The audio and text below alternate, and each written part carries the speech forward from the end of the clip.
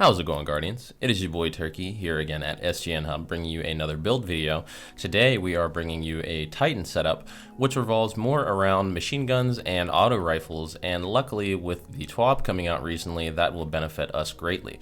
The two exotics that we are going to be using personally are, one, in the armor slot, going to be the Actium war rig, which I'll obviously familiarize those who aren't familiar with it as the video goes on, and in our exotic weapon slot, I am choosing to use the Edge of Action. And I'll explain my reasoning behind that as well, but acceptable replacements, in my opinion, for the Edge of Action would either be the Buried Bloodline, or if you aren't a fan of the LMG that we're using, which is going to be Retrofit Escapade, you could possibly use something like Thunderlord, but that's pretty normal, and I feel like that's a build that we've all been using. But this setup is a little bit different, and given that we have Prismatic now, we're able to accomplish a lot of different things with one setup. So without further ado, let's get into the video, and I will explain the exotic pairings, and some of them are relatively self-explanatory, and it's really just more of a sharing process showing the way that I've been playing and how I've been having a pretty good bit of fun and still managing to put out a decent bit of damage. Now, you're not going to be topping the DPS charts. Sometimes you may, depending on your teammates' DPS, but this is very reliable and very easy to play. There's not too much of a crazy setup for anything going on here, and I think that's what makes this more fun and accessible to all. So first and foremost, let's talk about our armor slot. Now, in our armor slot, obviously, we have our Actium war rig, and the exotic functionality on that states steadily reloads a portion of your equipped auto rifles or machine guns magazine from reserves. Provides a moderate benefit to the airborne effectiveness stat of auto rifles and machine guns. Pretty self-explanatory on that one. And we have two harmonic reserve mods, and we have one loosened blade mod. The reason we have the loosened blade mod is to get a little bit more energy for the glaive that we have equipped, the Edge of Action, which is going to allow us to deploy the remote bubble. And we'll get to that after we go through our armor, but since we were talking about our armor and our setup first, let's go through that. As you can see, the current setup, I have 100 resilience, 100 discipline, and 100 strength. If you can't achieve the triple stats, I believe at least 100 resilience is typically what most people are looking for, and if you can achieve two of the stats, I'd recommend resilience and discipline. Just so you can have the uptime on the grenades to suspend and have that maximum damage resistance. So let's look at our boots and what we have in those slots. It's going to be a very simple slot. It's going to be 3 Void Weapon Surge and 1 stat increase to strength in order, like I said, to hit those min-max numbers of 100, 100, 100.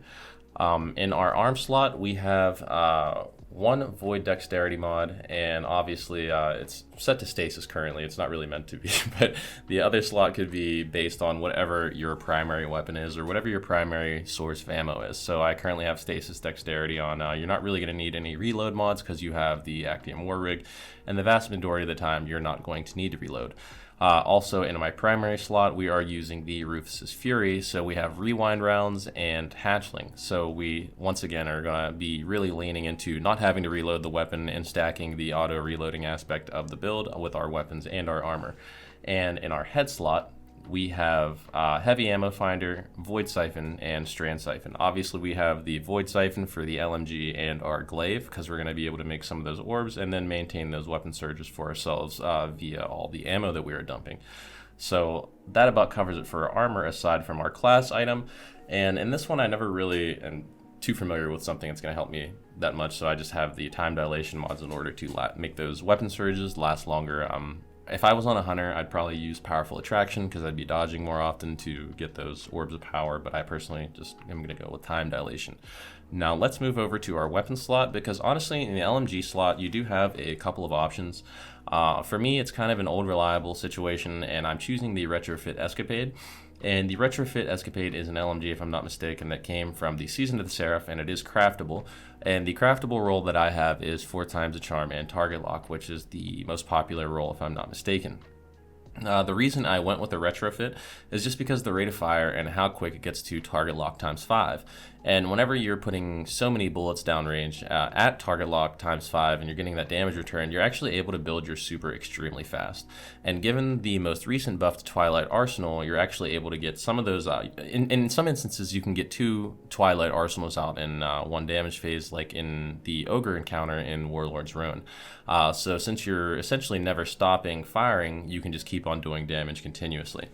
Other acceptable weapons in this slot would probably be the new LMG that was introduced during the most recent DLC, which was the Pro Memoria, which also has reconstruction of target lock. It won't reload up to the 200, but if I'm not mistaken, still will reload to around 90 to 100. So once you get past that reconstruction limit, the Actium won't reload past that, if that makes any sense.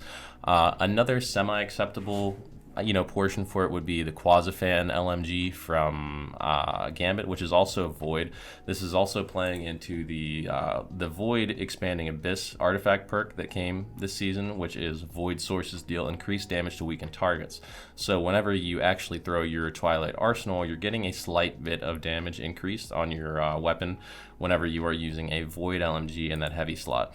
So also, even if you had a Hammerhead with Killing Tally and Envious Assassin, that would also be acceptable because you're going to get that decent damage buff and you'll be able to fire it throughout the whole entire damage phase more than likely.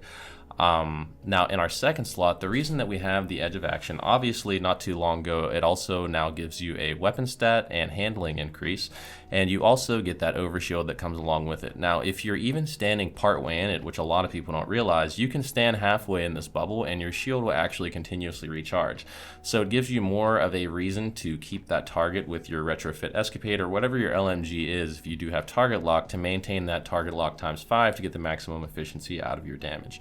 If you look at the gameplay in the background, you can see how fast that super bar starts to ramp up as that target lock damage increases. If I'm not mistaken, the more damage that you're doing, I do believe you're just going to accumulate more super. But nonetheless, the multiple instances of damage happening are still going to build your super pretty quick. So that's why I have the Edge of Action. And like I said, another acceptable choice for this would be something like Buried Bloodline, because you also get the built-in Devour. The main reason that we have this, this slot, or the reason I'm looking at any type of special ammo or any type of utility, it's really just something that I can use in conjunction with the build.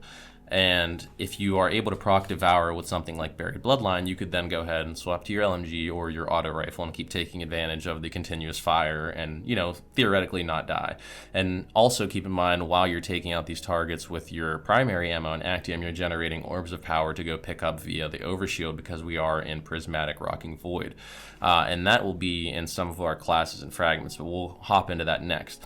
Now, in our primary slot, there are some pretty decent choices, I think, for this, but it's really going to come down to auto rifles if you choose to, and there are some that aren't necessarily, I'd say one that isn't an auto rifle that I've honestly been obsessed with. It fills the slot just the same because it kind of goes with the power fantasy of not reloading. But first and foremost, we have Rufus's Fury.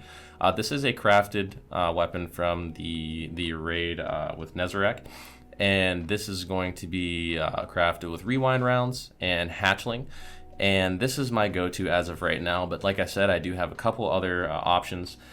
Two of them being, one is the 7th Seraph Carbine, which is from the Spire of the Watcher. It comes with dynamic sway and target lock and Rasputin's Arsenal.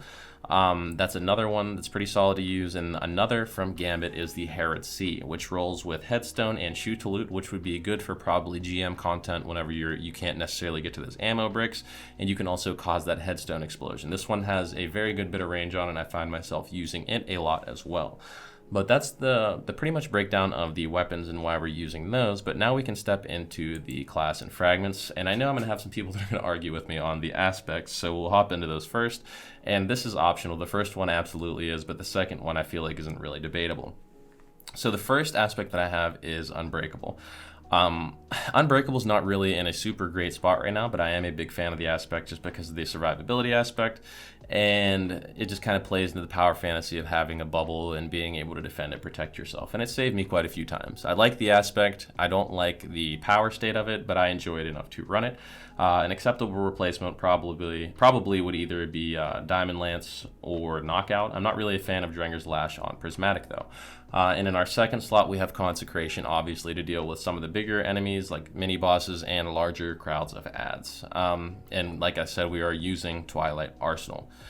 And lastly, to go over our fragments, we are using Facet of Courage. Your Arc, Solar, and Void abilities deal increased damage to targets afflicted with darkness debuffs. And you also get a 10 discipline increase. Next up, we have Facet of Purpose. Picking up an Orb of Power grants either Amplified, Restoration, Frost Armor, Woven Mail, or an Overshield based on the damage type of your super equipped. And earlier I had mentioned we are using Twilight Arsenal, so we will get that Overshield. And that also plays into the edge of action and being able to constantly have some form of shield up. So we have Overshields from the orbs that we are constantly generating, and also Overshield from the bubble that we are putting up. Or you have Devour and Shields, Devour being from Berry Bloodline, if that's what you choose to go with. Next up, we have Facet of Ruin. Increase the size and damage of the burst when you shatter a stasis crystal or frozen target, and increase the area of effective solar ignitions. And we are obviously aiming for the solar ignition aspect, given that we are running Consecration. Next up, we have Facet of Dawn. Powered melee hits against targets make you radiant. Powered melee final blows make you and nearby allies radiant. Just playing into that Consecration more and just getting that extra damage from radiant. Next up, we have Facet of Devotion. Defeating targets afflicted with stasis or strand debuffs grant bonus light transcendence energy. Honestly, I picked this just for the extra strength and to be able to cap out that 100, 100, 100 in the triple slots. And lastly, Facet of Protection. While surrounded by combatants, you are more resistant to incoming damage. While you are transcendent, the effect is increased. And this one's kind of like a no-brainer. I just feel like having the extra survivability, and you get 10 strength. And that is the aspects and fragments. I did my best to keep it as short as I could for the build, but there's really not a million things that go into it. Like I said, the idea is just the power fantasy of firing your auto rifle and not having to stop, and being also able to provide protection for your teammates and still put out a decent amount of damage. And I think the combination of mods allows you to do that with this Titan, and it truly makes it a Swiss Army knife. If you enjoyed this build, enjoyed the video, or enjoyed the idea of the build, be sure to comment. Let me know any combinations that I might be missing, any type of auto rifles that would fit this build, because I'm seriously more of a weapon collector than somebody that perpetually chases the meta. Like I said, it's your boy Turkey here at SGN Hub. If you enjoy the build, like, comment, subscribe, and peace.